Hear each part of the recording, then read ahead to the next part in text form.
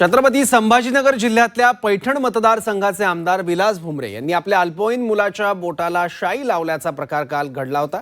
या गंभीर प्रकाराची दखल घेत जिल्हाधिकारी दिलीप स्वामी यांनी कडक कारवाई केली आहे।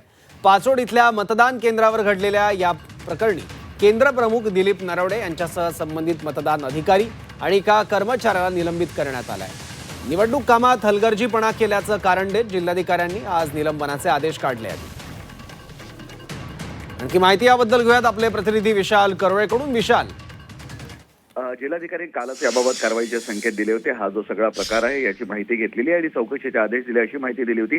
त्यानुसार आज जिल्हाधिकाऱ्यांनी कारवाई केली आहे। केंद्र प्रमुख, त्यानंतर तेथील शिपाई आणि एक मतदान अधिकारी या तिघांना निलंबित करण्यात आलेले आहे। नियमानुसार हॉलमध्ये लहान मुलांना का सोडलं असा पद्धतीचे आक्षेप घेण्यात आलेले आहे आणि निवडणूक नियमांची पायमल्ली करण्याचा ठपका ठेवून त्यांना तात्काळ प्रभावानं निलंबित करण्यात आलंय। आता आमदार आपल्या मुलाला तिथे घेऊन गेला म्हणून निवडणूक अधिकाऱ्याला निलंबित करण्यात आलंय, मात्र जो आमदार आतमध्ये आपल्या मुलाला घेऊन गेला होता त्यांच्यावर कारवाईचं काय असे सगळे प्रश्न उपस्थित होत आहेत। त्यामुळे फक्त अधिकाऱ्यांवर कारवाई नको, तर ज्यांनी ही चूक केली त्यांच्यावरही कारवाई करावी अशाही पद्धतीची मागणी होते। जी ठीक आहे विशाल, धन्यवाद या माहितीबद्दल।